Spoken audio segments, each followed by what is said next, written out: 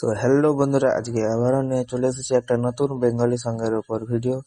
তো তাহলে চলো প্রথমে প্রিভিউ ভিডিওটা দেখে নেওয়া যাক।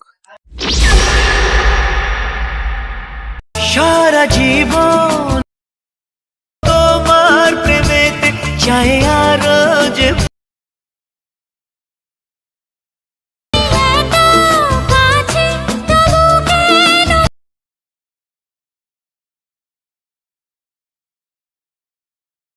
দু চোখ ভরে আজ তো হেঁটে না